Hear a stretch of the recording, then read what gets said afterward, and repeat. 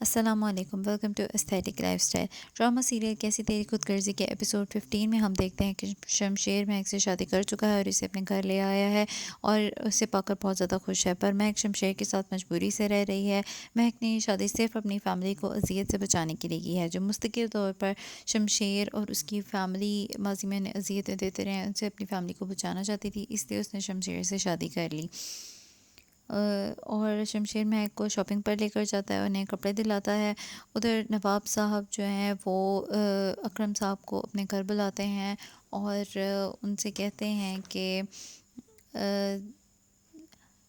نوٹوں سے بھرا بریف کیس ان کے سامنے رکھ دیتے ہیں اور ان پر الزام لگاتے ہیں کہ ان جیسے والدین بیٹیوں کو امیر بننے کا ذریعہ بناتے ہیں۔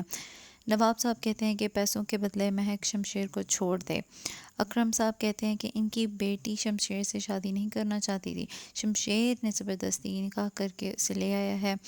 مہک کے والد بہت زیادہ ذہنی اذیت میں ہیں اور وہ شمشیر کے گھر سے جب نکل رہے ہوتے ہیں تو پھر مہک اور شمشیر انہیں دیکھ لیتے ہیں۔ شمشیر سے مہک بہت زیادہ منت سماجت کرتی ہے کہ اسے اپنے بابا سے ایک بار مل لینے دے، لیکن شمشیر اسے گھسیٹتا ہوا گھر لے آتا ہے۔ اس کے بابا اپنی بیٹی کو اس قدر اذیت میں دیکھنے کے باوجود کچھ نہیں کر پاتے۔ اس سب کو دیکھ کر جو اکرم صاحب ہیں وہ بہت زیادہ ذہنی اذیت میں ہیں، وہ سوچتے ہیں کہ وہ مہک کو کسی طرح تحفظ نہیں دے سکے۔ شمشیر کے دباؤ میں آ کر پہلے مہک کا نکاح نہ چاہتے ہوئے بھی انہوں نے شمشیر سے کر دیا اور اب اسی کے والد ان کی بیٹی کے کردار پر کیچڑ اچھال رہے ہیں۔ ان سب سوچوں کے زیر سر اکرم صاحب کو ہارٹ اٹیک ہو جاتا ہے، وہ گھر آتے ہی زمین پر گر جاتے ہیں اور سب ان کو فوری طور پر ہاسپٹل لے جاتے ہیں۔ ان کی حالت بہت زیادہ نازک ہے اور ڈاکٹرز بھی کچھ نہیں بتا رہے۔ جب اس سب کا مہک کو پتہ چلتا ہے تو وہ تڑپ جاتی ہے، بہت منت سماجت کرتی ہے، لیکن شمشیر مہک کو اس کے والد کے پاس نہیں جانے دیتا۔ آخرکار اکرم صاحب فوت ہو جاتے ہیں اور مہک کو ان کو آخری بار دیکھنا بھی نصیب نہیں ہوتا۔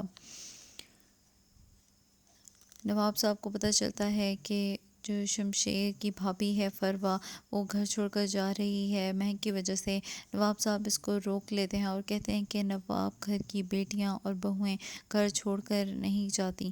فروا کہتی ہے کہ وہ امید کرتی ہے، جس پر نواب صاحب اس کو چپ کروا دیتے ہیں، جس کا مطلب ہے کہ نواب صاحب کے ذہن میں پہلے سے ہی پلان موجود ہے اور کسی کو ان کو بتانے کی ضرورت نہیں ہے کہ ان کو کیا کرنا چاہیے۔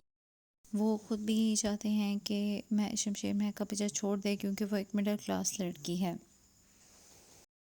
ویڈیو پسند آئی ہے تو لائک کریں، شیئر کریں اور میرے چینل کو ضرور سبسکرائب کریں۔ Thank you.